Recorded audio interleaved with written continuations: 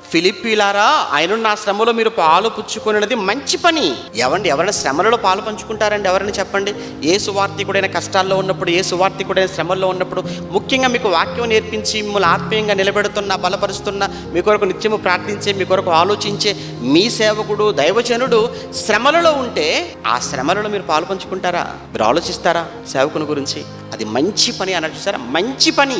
ఆ రోజు ఫిలిప్పీ సంఘం పౌలు గారి విషయంలో అదే శ్రమలలో పాలు పంచుకుంది. చూడండి, ఫిలిప్పీలారా, సువార్తను నేను బోధింప ఆరంభించి, అంటే మీ దగ్గరకు వచ్చి నేను వాక్యం చెప్పడం ప్రారంభించి మాసిదోనియాలో నుండి వచ్చినప్పుడు, అంటే మీ దగ్గర నుంచి బయటికి వెళ్ళినప్పటి నుంచి ఇచ్చి విషయంలో కానీ పుచ్చుకొని విషయంలో కానీ మీరు తప్ప మరి ఏ సంఘపు వారు నాతో పాలివారు కాలేదని మీకే తెలియను అని అంటున్నాడంటే ఎంత గొప్ప సాక్ష్యం అండి ఫిలిప్పీ సంఘం. అంటే పౌలు గారు ఎక్కడికి వెళ్ళినా పౌలు గారు మేము ఉన్నాము, పౌలు గారు మేము ఉన్నాం, పౌలు గారు మేము ఉన్నాం, మీరేం వరి అవ్వకండి అని పౌలు గారిని వెన్నంటి ప్రోత్సహించి తోడుగా ఉండి సహకరించిన గొప్ప మనసున్న వాళ్ళండి ఫిలిప్పీలో ఉన్న వాళ్ళు.